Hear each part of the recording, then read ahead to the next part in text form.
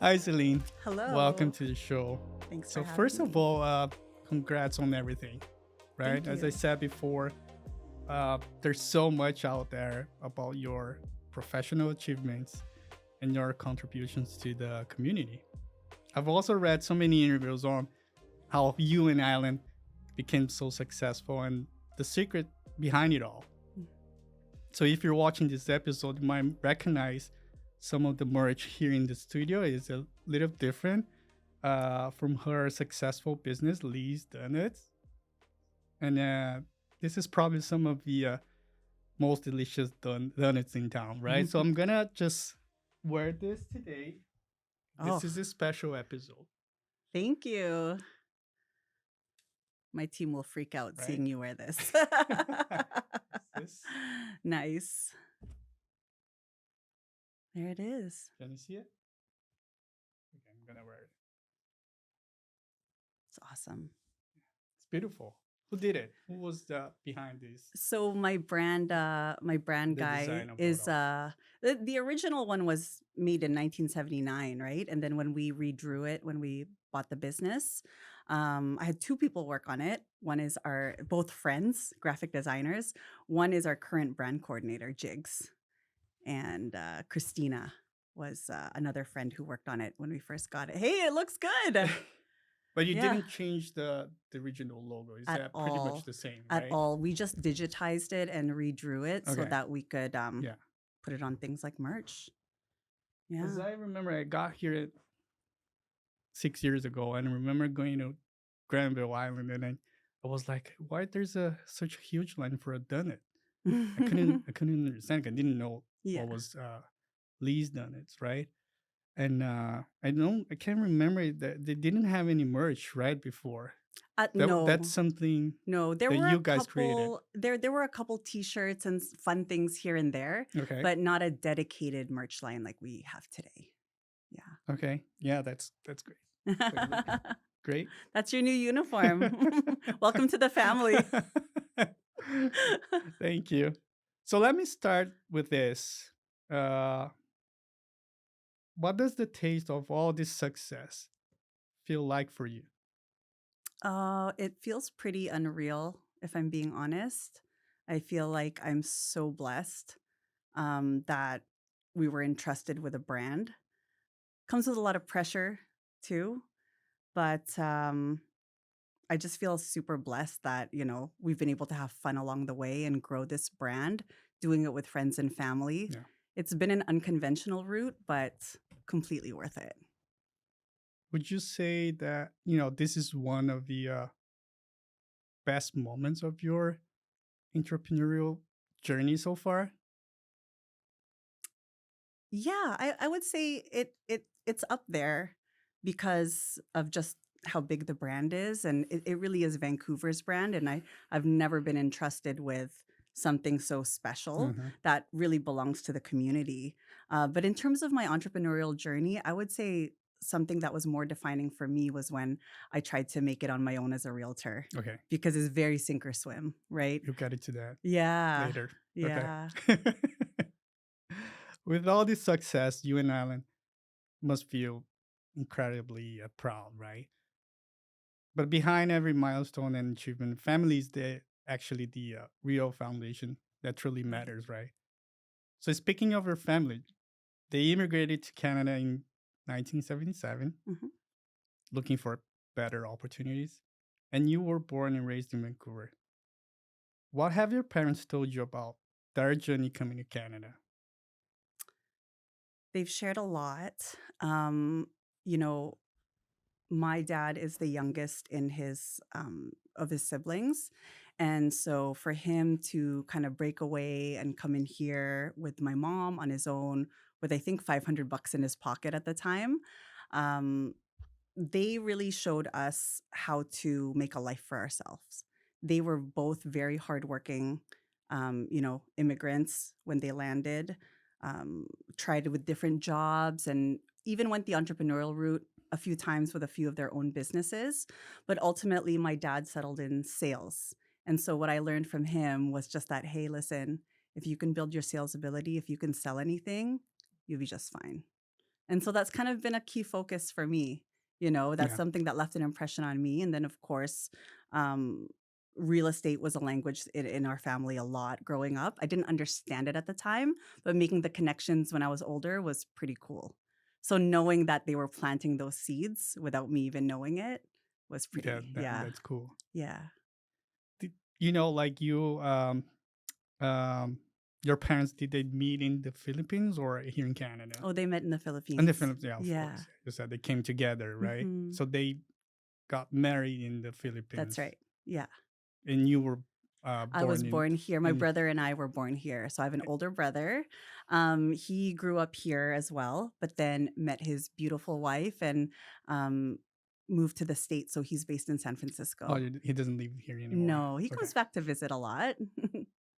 So your family was one of that many hardworking families, right? So your parents they worked full time, Yes, and they basically relied on your grandmother for support. that's right. That's how you call it, Lola, right? Lola. Yeah. Yeah. So your Lola recently turned 101, and 101, our queen. that's incredible. Yes. How would you describe her? Because Oh and my why gosh. she's been so important in your life? She was you're gonna make me cry. She was really my constant, you know?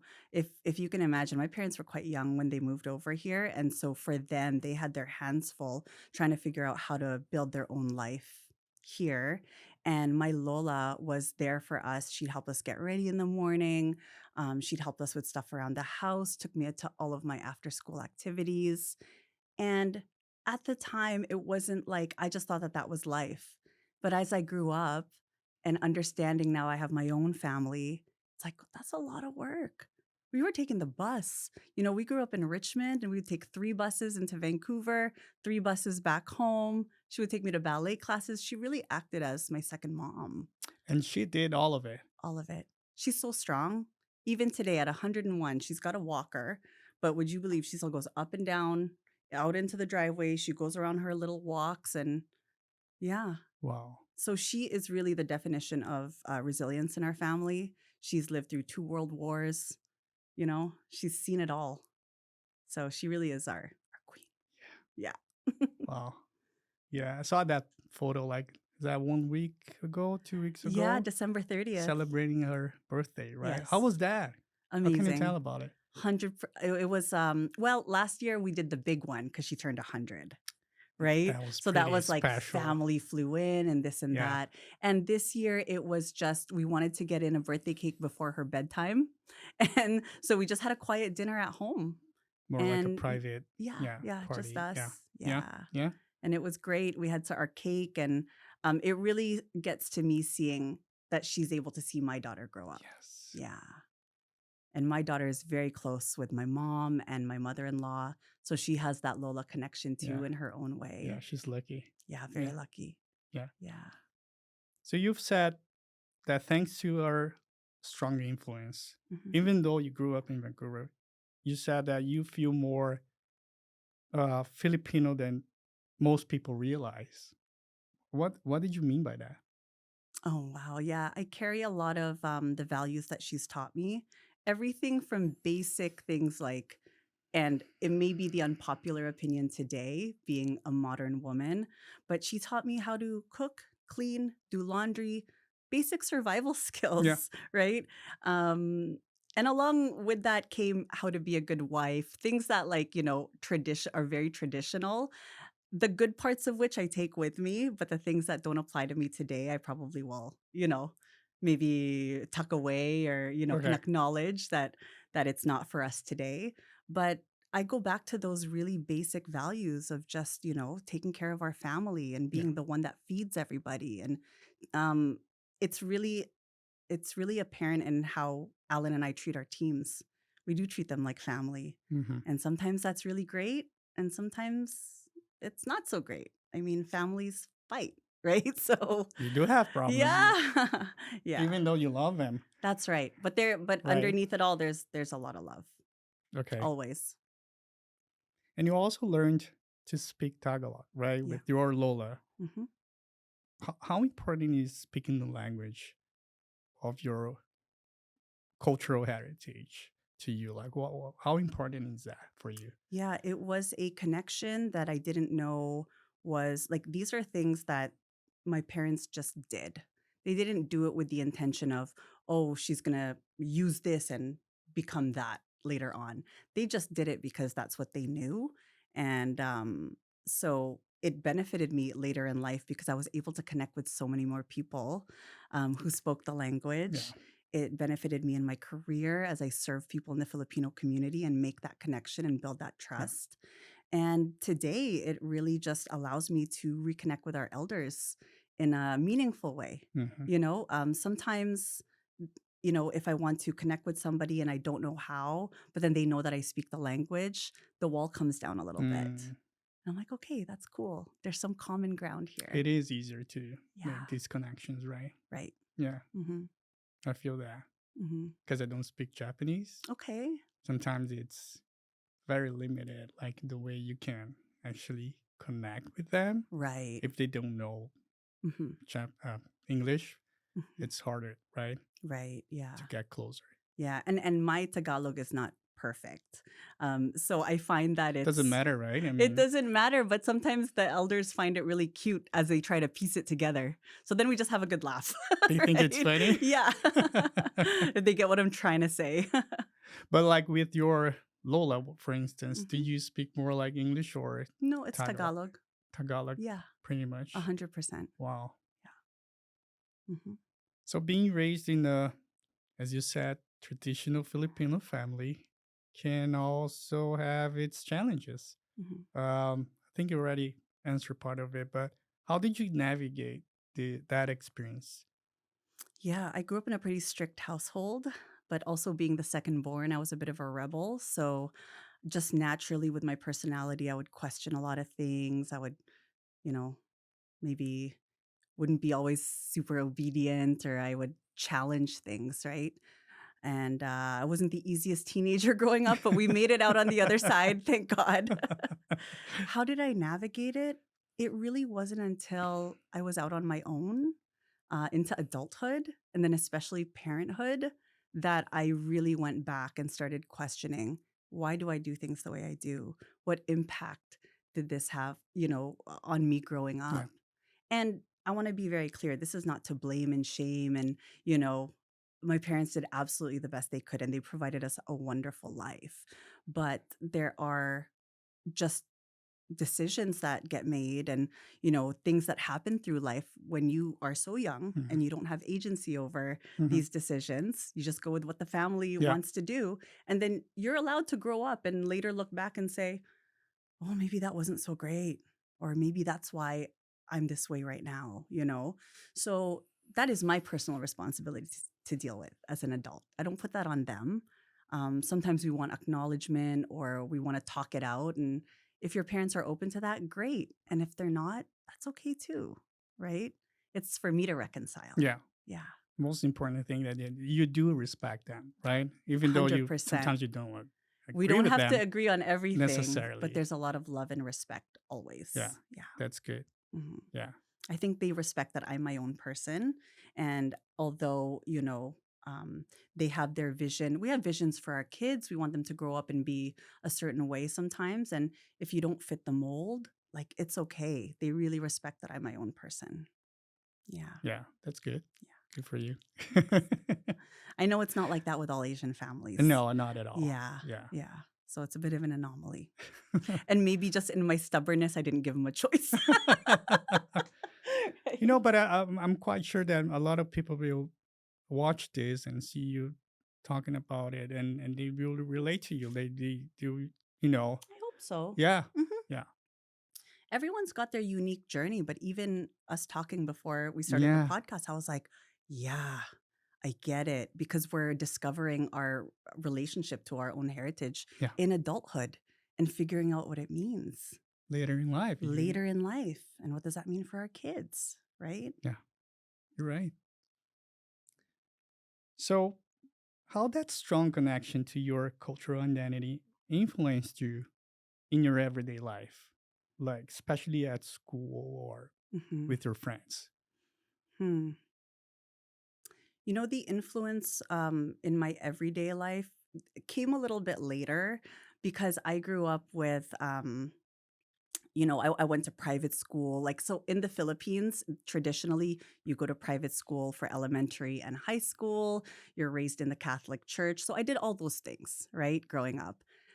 I didn't really analyze it at the time what it means to grow up that way. It really wasn't until I searched for something that was Filipino, and that was through cultural dance. So Okay. I joined a Filipino cultural dance company and tried to explore it for myself, right? And that's where I just kind of fell in love with, hey, there's music, there's tapestry, there's costumes, there's history, there's different in traditional Philippine dance, there's different suites. There's Muslim suite, there's Maria Clara suite, there's Spanish, there's like so many, it's Yeah. so Yeah. multifaceted that I never knew before. Yeah. And so yeah, it was really a fun time in my life. I learned great things about my culture, but then I also learned that some of those values that we try to carry, traditionally maybe wouldn't fit in Canadian culture so much, right? I don't think so. Yeah. So like that's Yeah. also where I learned like what's crab mentality. Hmm. That's where I first heard of crab mentality. Oh, And kind of like that gossip thing that goes around in Asian yeah. households. I'm Yeah. like, oh, okay, we're making the connection now. Like that exists, right? Yeah. Yeah. I didn't know about that until like I think you revealed like Christiane, and she did Christiane, mention about yes. that, right? I mean, Yeah. and I was like really surprised that, Yeah. like, I mean, we all know that it It does exists. exist, Yeah. not only in the Filipino community, I think it's Hmm. everywhere. Yes. Um, but yeah, it's interesting you like mentioning that. People are fascinating. Yeah, Like they really right? are, and how we converge and how something triggers something. And so I'm at a place in my life where I feel like I'm just zooming out and saying these things Hmm. aren't happening to me, right? But I have a personal responsibility. If it does trigger me, I have a responsibility to deal with those things and try not to let it spill out Yeah, and affect things yeah, negatively, yeah, right? Like we can accept that it's there. yeah. Yeah. Wow. Okay. And but did you have like other Asian kids, like other Asian friends? I did growing up. Yeah. Yeah, so my family came with like what seemed at the time an influx of Filipino families coming to Vancouver. So we all kind of came up the same, like my best friend who works in my business today. We've been friends since we were born. The Wow. girl that I referenced earlier Yeah. who redrew the first logo for us, she's still one of my best friends to this day too. Filipino kids who just kind of came up together and we made it out on the other You side. also had other Asian friends, right? I I mean, we were did, talking about yeah. Marie Huey. Shout out to Shout out to Marie Huey. Marie. Yeah. And Yeah. yeah, I I was grew up around the Chinese community a lot too, yeah. because I did competitive ballet as a teenager. And I went to a ballet school that was predominantly Chinese people. And so I learned a lot of their culture as well through discipline and like a whole different, almost a different culture, a different approach to things. So that was really interesting. And then Richmond, when I was born, grew up in Richmond, it was still very culturally diverse. It still is today, but today and now I've seen it change, and it's like, wow, all the best Chinese food is now in Richmond. And it's amazing, right? So yeah, I grew up with a lot of Yeah. Asian friends, even though, we're here on the West Coast. I was not gonna ask you that. I wasn't going to ask you that, but Oh, how did you meet Marie? Like, cause you oh yeah. now it's clear, and we were laughing at it. Like you're Yeah. so similar, We're so similar. right? Now Yeah. now you realize how similar you guys are. That's why Yes. you became friends. But how did you meet her? So we're both Richmond girls. We met in the church. So every Sunday there was Life Teen at St. Paul's Church in Richmond, and my brother was in the band, Marie was in the choir. And so we Oh, had a I lot of see. mutual friends that went to that mass. That was kind of the cool mass to go to. And her and I just kind of hit it off and became Yeah. friends through the arts, through music, through dance. My husband at the time, produced music. And so they collaborated on a lot of songs together. And Yeah. it was a great time. And he had a band He before, had a right? band. Yeah. Shout out to the Yeah. Airtights. Yeah. I'm planning for their comeback. Yeah. But Marie's been that girl. Like, we just cheer each other on all the time. And we've seen each other grow and go through life, and just good people. Yeah, Yeah. definitely. Isn't it interesting how we're shaped by the people and the environments around us? Uh, you often say en- entre- entrepreneurship runs in your blood. What was it like growing up, and how did your parents support that side of you? Yeah, I was the girl who, at like age 6 or 7, I would create carnivals and events in my backyard. Hmm. I would create tickets. I'd get my mom to go to the art store to get the supplies for this thing. Yeah. And then I would sell the tickets back to them to be able to attend my event. And they just played along. I was always selling something growing up. They didn't Very complain. enterprising. No, didn't complain. And they just always knew that I kind of went to the beat of my own drum, you know? So when going through high school, I was really entrenched in the arts. Like, that was my jam. I wanted to be a dancer, Hmm. and I wanted to explore a career related to the Yeah. arts when I first got out of high school, right? But then, Asian parents and Asian expectation, well, I sent you to a university prep school. You should go to Yeah. university. I did it. I mean, like, I applied to these universities, got into the two best that we could here, and I didn't go. I decided to go to CapU at the time, Capilano College at the time, to do arts and entertainment program. Um, but the program was subsequently canceled. So I do believe everything happens for a reason. I am not that Asian girl that has 10 master's degrees and two, diplomas in this. And no, I'm a girl that learns everything by doing. And when that program was canceled, I was like, oh, I really just got to carve my own path. I knew I like to make money. I knew I like to travel. And so I just figured out a way to make money and explore. And that's how I really found myself, was through traveling. Yeah, I think at around 20, or yeah, I think I was 20. I worked all summer and then packed my bags and went backpacking in Europe for 2.5 months. And what did you learn from it? Oh my gosh. Well, how much time do we have? um, well, I learned about, well, first of all, budgeting. Okay, when you're 20, you don't know every paycheck is for you, right? So now I'm having to travel for 2.5 months and survive on my own. I learned the power of connection. So sometimes we would go, because I went with a girlfriend of mine, and we would travel and the hostels would be full, and they would be, we didn't book this, or something didn't happen according to plan. So you really would have to make a connection with somebody, find a way, and really just figure it out on the fly. So there's a bit of a survival instinct that I developed traveling on my own, especially being two girls traveling solo. And at the time, there wasn't like readily available internet. It was internet cafes. Oh, So how you're about right. that? You can't just be no air Yeah. tags, no nothing. Sometimes I forget how recent is, having internet, Sure. cell Yeah. phones, smartphones, right? And now it's too I fast. know. It's Everything. easier. Yeah. But traveling really taught me that survival instinct and just that resilience that, hey, we're going to be okay. We're going to figure it out. And you didn't have your family around you, like, to support you, right? I mean, Mm-mm. they would if you. In a pinch, they would, of course, but it was still very much an exercise for me to figure this out on my own. I was determined. Yeah. Yeah, And to being not more, come back yeah. early. So you've spoken about how much credit you give to your parents for introducing you to real estate Yeah. at a young age, and how grateful you feel. Was this something they planned, or did it come about naturally?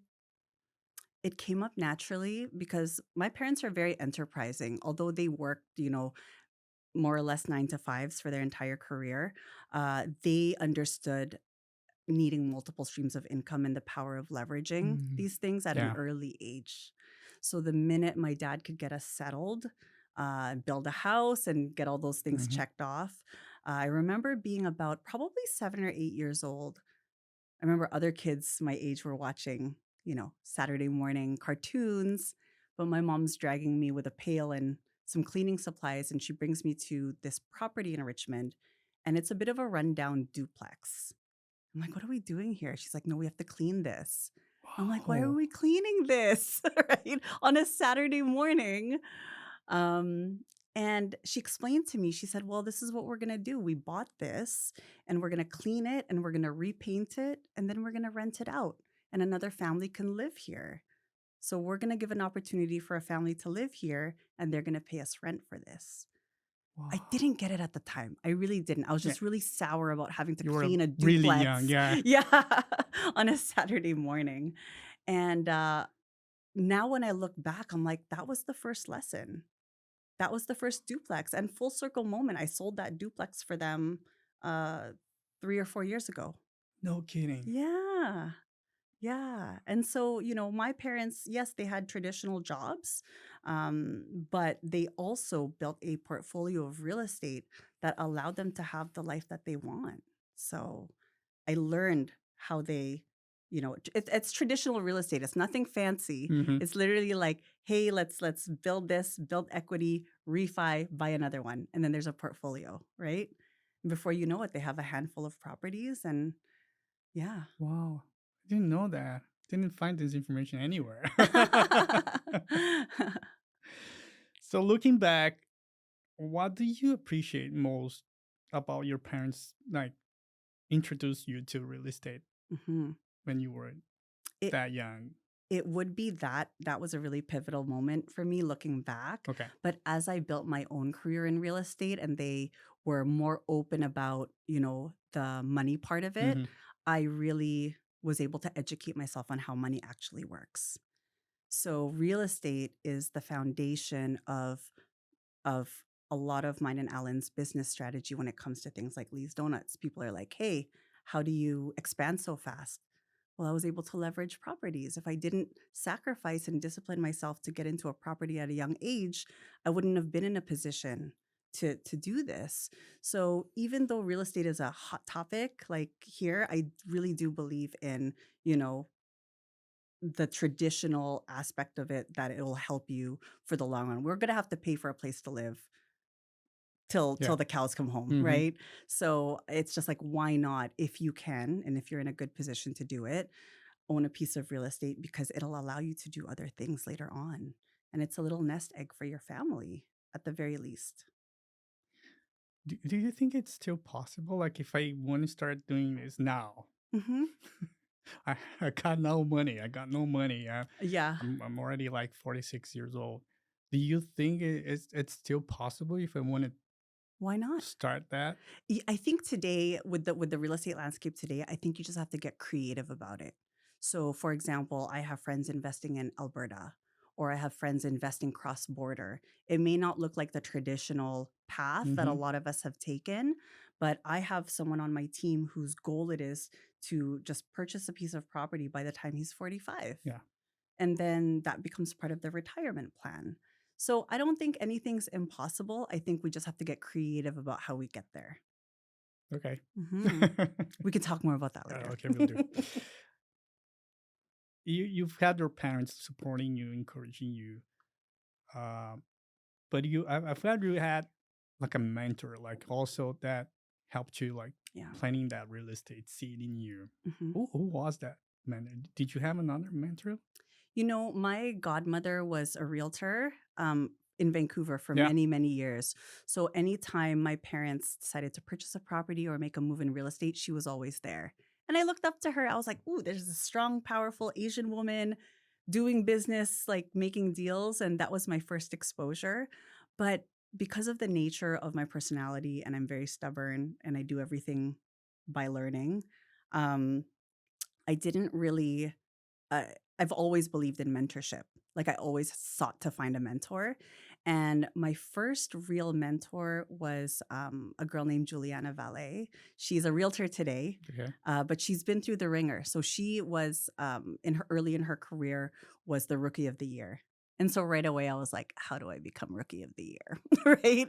When we become a I realtor. want to be her. Yeah, yeah, just someone to look up to. And but she taught me not just real estate, is how to create a life by design. Hmm. Really, right? What is this all for? Yeah. It's not just the money, right? No. Yeah. It's We not were just like talking about that. Yeah. yeah. Yeah. Once you make money and you have enough, like you understand how little you need. So the purpose has to be so much deeper, Yeah. right? Can you take us back to 2017? 'Cause that's when you guys acquired Lee's Donuts, and Hmm. we'll get into that in a bit. Hmm. But you also co-founded this real estate company. Was that timing a coincidence? Or yeah, was that something that you actually planned? Because that was the like sort of a Yeah. turning point for you guys, right? I think the timing of it was just a culmination of all of our hard work up to that point. And things always happen when it rains, it pours, right? And so I do feel that when I first started real estate, my husband was gracious enough and supportive enough to say, hey, I'm going to stay at the butcher shop, provide that stable income from us. You go build your career. Mm-hmm. And I gave myself 5 years to do that. And it wasn't until the fifth year that I was really starting to gain some traction. Like it's hard. And in that fifth year was the same time that the opportunity for Lee's Donuts came about. So it was a function of necessity because all of a sudden I had to leverage my time and I had to leverage my skill right away. So how do I do that? Build teams, right? Mm-hmm. And I've always been collaborative just in everything that I do. So building a team, finding partnerships was always the way to go. Yeah. But it was a different experience, right? What can you tell about having your own real Mhm. estate company? So it's a real estate team within a brokerage, right? And building that was really really fun, but really really hard because it really started to take off when the world shut down during COVID as During well. COVID? Yeah. Yeah, and the real estate market was really active at the time, Mm-hmm. and so you're training people to work with you, you're building people up to become realtors and to be that second face of the business. As well, you're building a partnership. So it's all these things happening at once, but it's a kind of chaos that I think I also thrive in because that pressure ultimately served us to produce great results. Yeah. Yeah, But it's challenging, right? very challenging. Very challenging. Cycles of burnout. You think you can do everything. Lots of lessons learned. Lots. Yeah. Yeah. Yeah. You have always been around people that believed in you, supported you, and at the end of the day, loved you no matter what. Mhm. One person in particular has been by your side from the start. Beyond business, he's been your partner and the father of your daughter, Caris. When did you guys start this beautiful story? Wow. Okay. So I was in my early 20s and we were collaborating I had a dance group at the time that we just performed at like nightclubs around town and community events and it was really fun. And he had a band at the time and a music production company at the time. And so we collaborated. He helped out with some music mixes. And then we met for drinks with a large group of friends. Um, but the connection was like pretty instant. The synergy was pretty instant. Really? Yeah, we became friends first, for sure. Yeah, we became friends for a couple months. So we built a really good foundation. And the thing that I love most is to this day is that we're able to laugh together and like laugh at each other, laugh at each other and go through things and just be able to laugh Yeah. about it. I think our sense of humor has really gotten us Okay. out of some really sticky situations and tough times. Yeah. Yeah, and so we built that foundation and then he was then he asked me out, I guess formally, and it happened pretty quick. Within a year we were engaged and then I was married by 25. I Wow. look back, I'm like, I was That a was baby. really fast. Pretty fast. There were a couple of rumors that I was like pregnant. I was not pregnant. Not Okay. pregnant. Now we all know. Yeah. Let's put that one to rest. Yeah. Yeah, but he's number one. Yeah, for Mhm. sure. Yeah, That was the one thing, like, if we're gonna do this life together, yeah. and we're both entrepreneurs, we have strong personalities. He may be more introverted, and I may be Mhm, more extroverted at mhm. times, but he's a leader in his own right. He's a Maybe, yeah, visionary in his own right, and so we have to respect each other in a way and grow together, right? We're not the same people today as we were 20 years ago. So that's something I'm really proud of, and yeah, that's at the forefront of everything we do. Every business decision is like, how is this going to affect us and our family first? yeah. You're right. Hmm. Yeah, maybe that's the reason you guys worked. You guys work really, you know, you work together and Yeah, you have this sort of a synergy because you are first of all different, right, from each that's other. it. Yeah, Yeah, yeah, yeah. Sometimes people like to clump us together. It's like, no, we're two very individual people with individual interests, and yeah. but we come together beautifully. Like even on things we don't agree on, we'll find a way.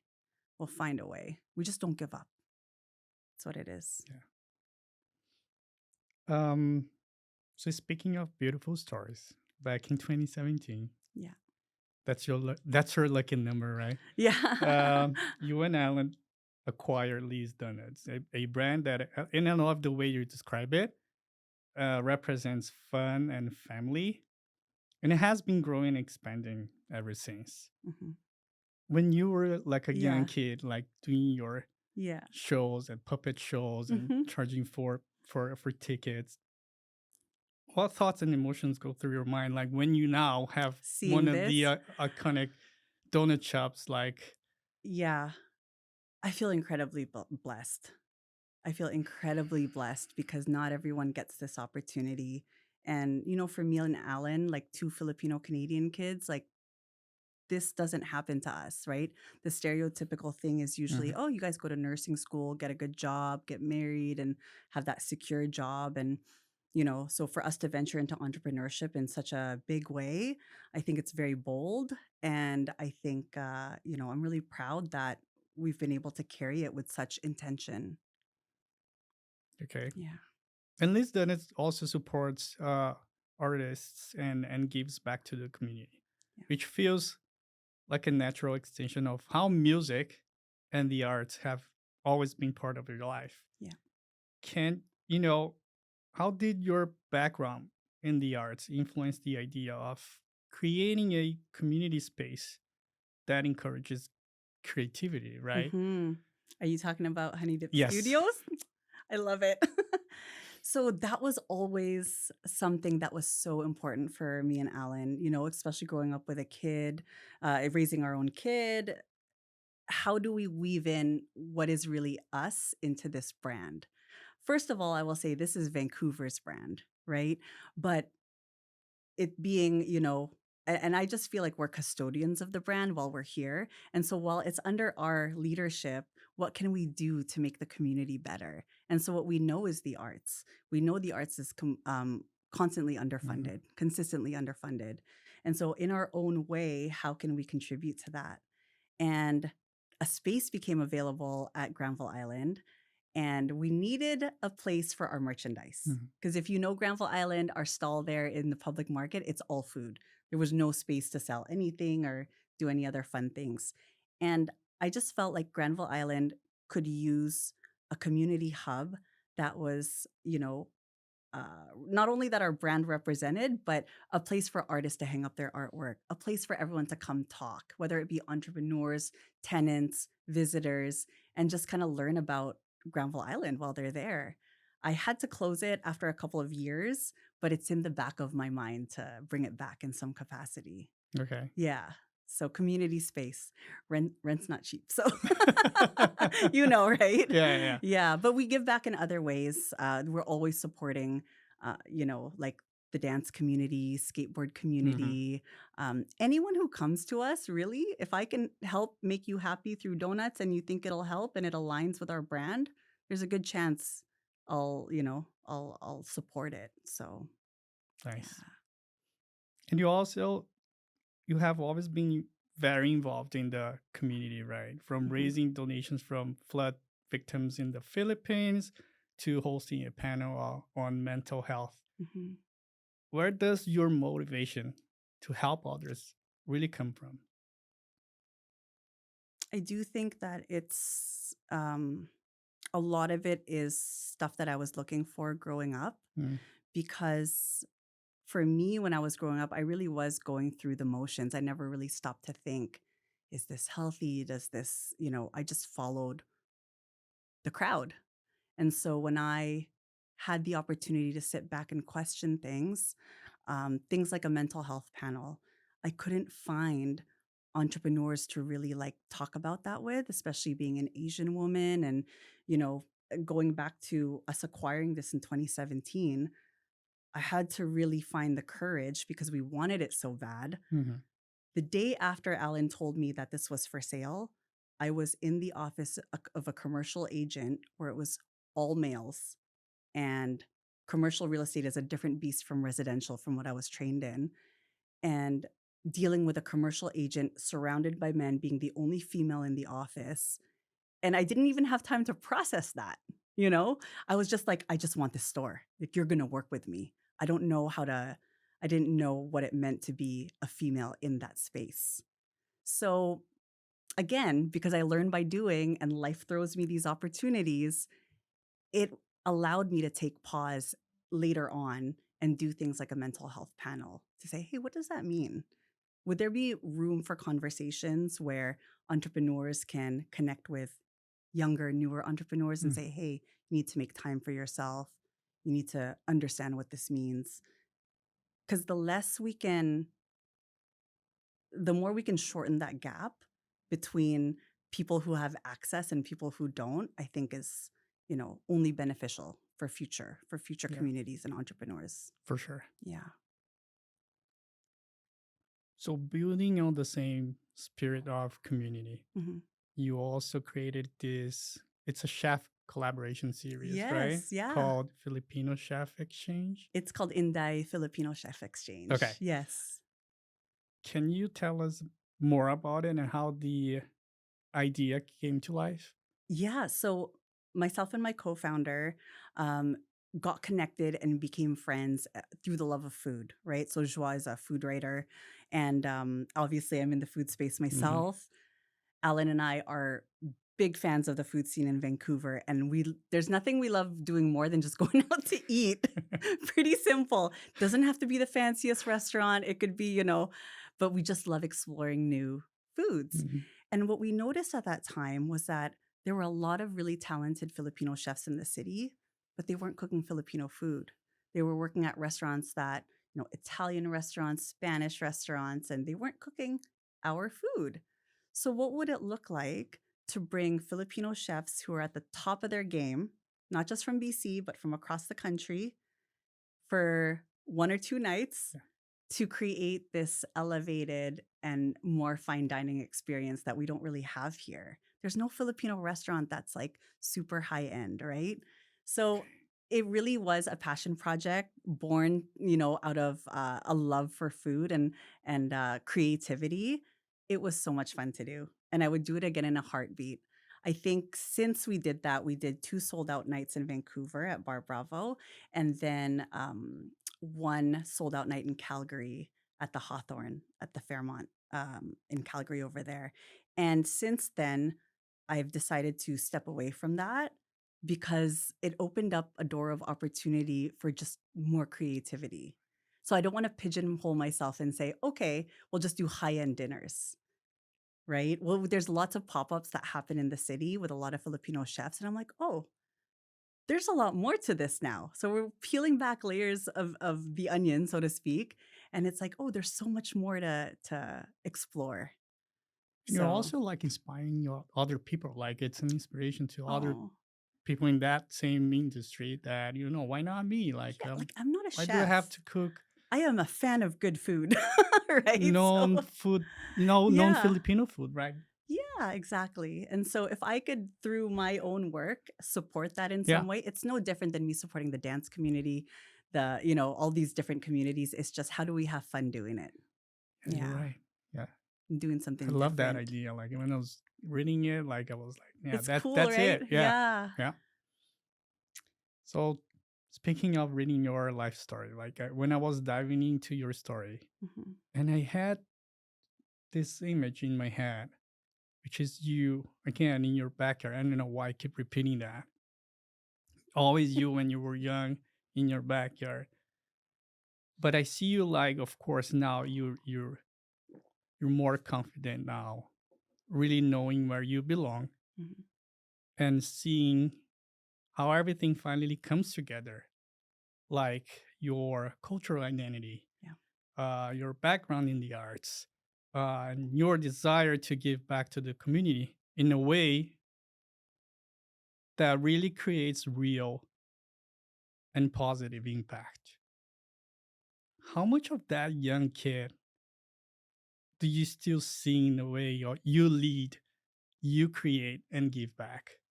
It's all for that young kid. It's all for Mm. her. I think growing up and, going through my own journey of self-discovery, um, and you probably go through the same, like in connecting with our heritage, reconnecting with our heritage. It's reparenting that kid sometimes. So it's a deeply personal journey. I just happen to be blessed with cool brands and cool people to do it with. Fun is at the bottom of all of it, honestly. Like, if I'm not having fun doing it, then we're not doing it. Yeah, So I remember even as a kid, it was so much work putting those backyard carnivals on, but it was so much fun, because right? you were having fun. Yeah, I was You having would, fun. Like, it's so tiring. I know, After right? after our Inday dinners or after we threw a block party, I was like flatlined in bed for 2 days. But I would do it again. You will never forget it, right? Because I it's never part of forget you. it. Yeah. What makes you proud of the person you have become? Hey, if you're enjoying this episode, please consider subscribing. It helps this channel grow and get recommended to more people. Thank you so much. Back to the episode. I think I'm proud of developing into the kind of person that I can look in the mirror at the end of the day and be like, we're okay. We're not perfect. I grew up, probably one of my biggest attributes, but also one of my weaknesses is that of perfectionism. I know that runs rampant in the Asian community as Hmm. well. Is just like delivering at the highest level possible. And that's okay. Time and place for everything. It becomes dangerous when you really internalize that and it affects your mental health, it affects your relationships and relationship with yourself. I feel like now in my 40s, I've gotten to a place where even if the day doesn't go perfect, if something's not executed perfectly, like we're okay with that. And it's a nervous system thing where I feel like a sense of calm. Some people call it confidence, but it's a sense of calm that everything's going to be okay. Yeah. Wow. I think that just had an amazing conversation. Just want to say thank you for being on the show today. And yeah, I think again, I'll repeat that again and reading your stories and not only about your how much how successful you are. I mean, it is important for sure uh, for your life, your family. But I really wanted to know about you know you in a different way. I think we pretty much Did we ask get all it? my questions today. So yeah, thank you. Really appreciate it. I appreciate it too. Thank you so much for having me. Yay! Did we nail Yeah. it?